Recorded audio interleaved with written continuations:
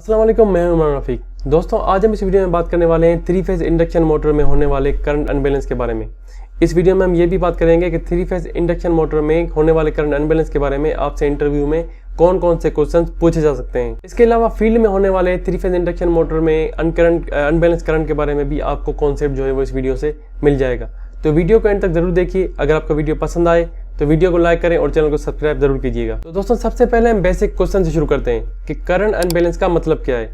देखिए, अगर आपसे इंटरव्यू में सबसे बेसिक क्वेश्चन पूछा जाता है कि करंट अनबैलेंस का मतलब बताएं, तो देखिए इंडक्शन मोटर में जो 3 फेजेस होते हैं, जो येलो फेज, ब्लू फेज और रेड फेज होता है, उन तीनों के जो फेजेस में जो करंट है वो मोर और लेस इक्वल होना चाहिए। देखिए, मैं मोर और लेस का कह रहा हूं क्योंकि तीनों फेजेस में करंट जो है वो एग्जैक्टली इक्वल हो ही नहीं सकता। ये एक आइडियल कंडीशन होगी अगर तीनों फेजेस में करंट जो है वो इक्वल हो। ठीक है, मोर और लेस इसलिए कह रहा हूं क्योंकि उनमें थोड़ा बहुत करंट जो है वो आगे पीछे होगा, ये जरूर होगा। लेकिन कितना करंट आगे या पीछे मोर और लेस हो सकता है, कितना करंट जो है वो अनबैलेंस हम परमिसिबल करते हैं, परमिट करते हैं कि भाई इतना करंट अनबैलेंस जो है वो परमिशन है कि इतना भले हो, कोई मसला नहीं है, तो वो कितना होगा, ये सारी बातें इस वीडियो में हम देखने वाले हैं, सीखने वाले हैं और समझने वाले हैं। तो करंट अनबैलेंस का मतलब ये है कि तीनों जो फेजेस हैं, रेड फेज, येलो फेज और ब्लू फेज, इन तीनों में जो करंट का मैग्नीट्यूड है वो इक्वल नहीं रहता। मतलब इन तीनों के मैग्नीट्यूड में जो है वो डिफरेंस होता है। अगर इन तीनों करंट के मैग्नीट्यूड में मिसमैच हो जाए तो इसे हम कहते हैं करंट अनबैलेंस। तो करंट अनबैलेंस किसको कहते हैं? करंट अनबैलेंस उसको कहते हैं जिसमें मोटर में तीनों फेजेस का जो करंट है वो इक्वल ना हो, तीनों फेजेस के जो मैग्नीट्यूड है करंट का वो ऊपर नीचे हो बहुत ज़्यादा, या कितना होना चाहिए वो भी मैं आपको इस वीडियो में आगे चल के बताऊंगा। तो तीनों फेज का अगर मैग्नीट्यूड सेम ना हो तो उसे कहते हैं हम करंट अनबैलेंस। दूसरा सवाल ये होता है कि किसी भी इंडक्शन मोटर में अगर करंट अनबैलेंस फ्लो हो रहा हो तो उससे कौन कौन सी प्रॉब्लम जो है वो हम फेस कर सकते हैं। देखिए, अगर किसी भी मोटर में अनबैलेंस करंट फ्लो हो रहा है तो उसकी वजह से उस मोटर में एबनॉर्मल हीटिंग प्रोड्यूस होने लगेगी। उस एबनॉर्मल हीटिंग की वजह से आपके मोटर की जो वाइंडिंग की इंसुलेशन है वो इंसुलेशन हीट होने लगेगी, वो वीक होने लगेगी।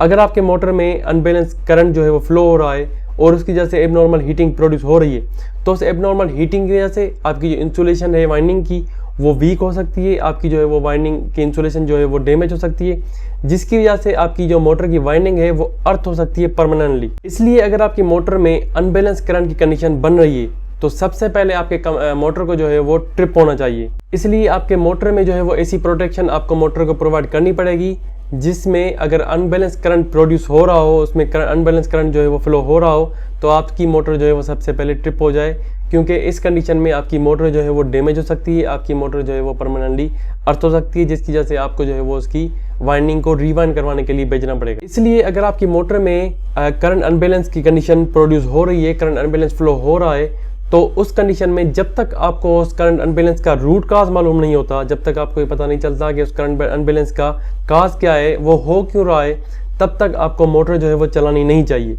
इसलिए अगर वो ट्रिप हो रही है अनबैलेंस की वजह से, आपको पता लग रहा है कि ये करंट जो है वो अनबैलेंस की वजह से ट्रिप हुई है, तो बेहतर है कि आप उसको बंद रहने दें जब तक आपको उसका रूट काज जो है वो मालूम नहीं होता। तो दोस्तों, अनबैलेंस करंट हम कैसे कहते हैं हमें ये भी पता चल गया, और अनबैलेंस करंट से होने वाले क्या क्या प्रॉब्लम्स हम फेस कर सकते हैं हमें ये भी अभी तक पता चल चुका है। अब बात आती है कि एक मोटर में कितना % अनबैलेंस करंट अलाउड है। अगर आपसे इंटरव्यूअर पूछता है कि एक मोटर में अनबैलेंस करंट चल रहा है तो कितना % अनबैलेंस जो है वो करंट हम उसे अलो करेंगे, या अगर आपसे वो कहता है कि अनबैलेंस करंट की रेंज बताइए, जितनी रेंज जो है वो अगर अनबैलेंस करंट की हो रही हो तो वो परमिसिबल है, उससे मोटर में कोई डैमेज वगैरह नहीं होगी, तो आप उसे क्या जवाब देंगे। देखिए, अगर थ्योरेटिकल बात करें तो इसका जवाब है ±5%। थ्योरेटिकल अगर आपके मोटर जो है वो एक 100% पे 100 एम्पेयर पे चल रही है तो ±5% का मतलब है कि अगर रेड फेज आपका जो है वो 100 एम्पेयर पे चल रहा है तो ब्लू फेज और येलो फेज जो है वो ±5% यानी कि 5 एम्पेयर की मार्जिन अगर उसमें हो तो हम उसको परमिसिबल करते हैं, हम उसको अलो करते हैं। अगर वो 95 एम्पेयर और 105 एम्पेयर चल रहा है तो वो अलो होगा। लेकिन प्रैक्टिकली अगर ±10% का भी मार्जिन है, वेरिएशन है करंट में, तो भी इसमें प्रैक्टिकली जो है वो कोई डैमेज मोटर में नहीं होता। एक एग्जांपल ले लेते हैं, मान लीजिए आपका जो आर फेज है उसमें 100 एम्पेयर का करंट जो है वो फ्लो हो रहा है, तो Y phase and B phase जो है उसमें 10% की वेरिएशन अलाउड है। इसका मतलब है 10% का मतलब है यहाँ पे 10 एम्पेयर, 100 एम्पेयर का 10% जो है वो 10 एम्पेयर। अगर 10 एम्पेयर आपका जो है वो वाई फेज और बी फेज में वेरी कर रहा है तो उसकी परमिशन है।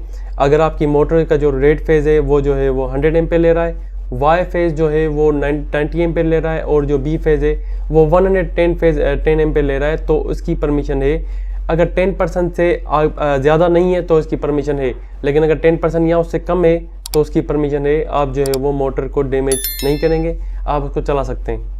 अब दोस्तों हम सॉल्यूशंस के बारे में बात करते हैं, हम सॉल्यूशंस की तरफ बढ़ते हैं। मान लीजिए आपने जो है वो एक मोटर को अनबैलेंस कंडीशन में वो ट्रिप हुई है और आपने उसकी करंट जो है वो चेक किया, उसका जो करंट है वो 10% की लिमिट से ज़्यादा वेरी कर रहा था, मतलब वो अनबैलेंस करंट जो है वो 10% से ज़्यादा था।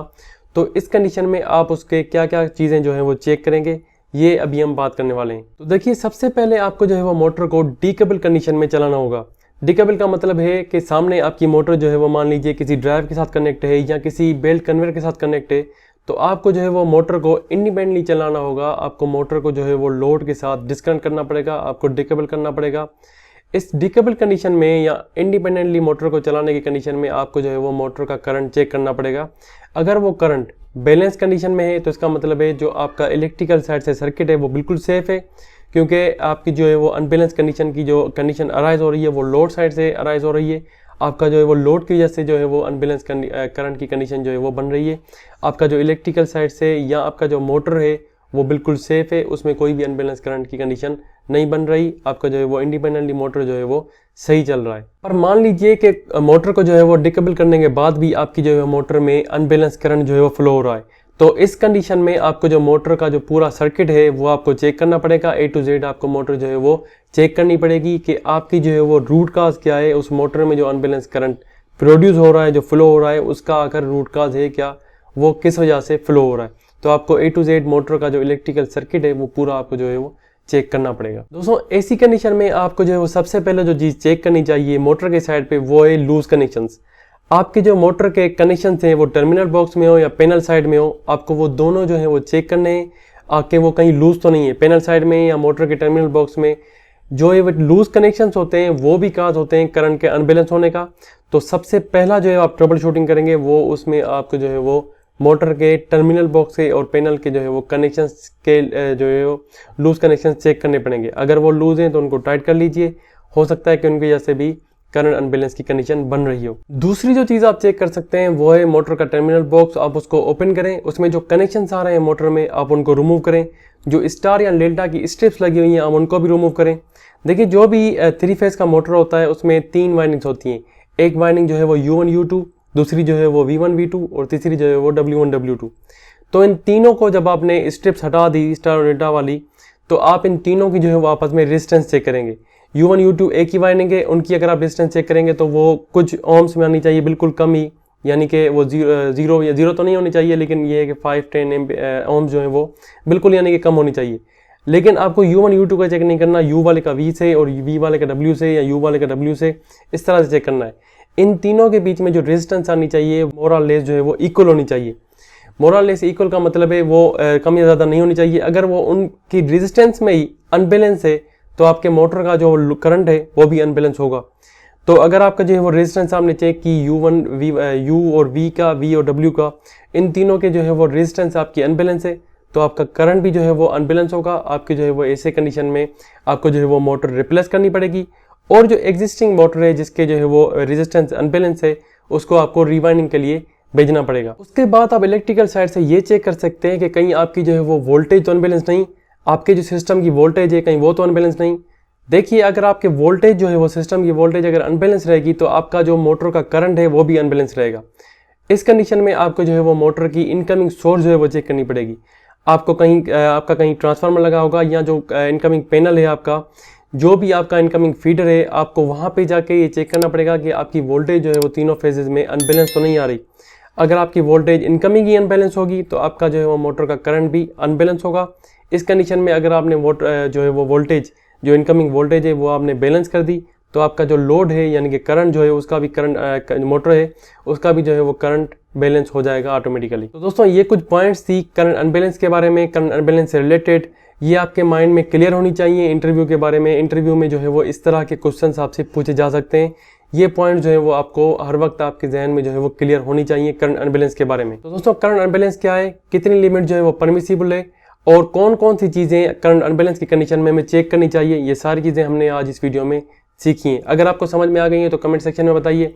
अगर आपसे इनसे रिलेटेड कोई भी क्वेश्चन हो तो आप वो भी मुझसे कमेंट सेक्शन में पूछ सकते हैं। और अगर करंट अनबैलेंस से रिलेटेड कोई चीज़ है जो हमें चेक करनी चाहिए जो कि मैंने यहाँ पे नहीं बताई, आपको पता है तो आप वो भी मुझे कमेंट सेक्शन में बता सकते हैं। मैं आपसे ऐसे ही किसी इंटरेस्टिंग टॉपिक के साथ मिलता हूँ। Thank you for watching. अल्लाह हाफिज़।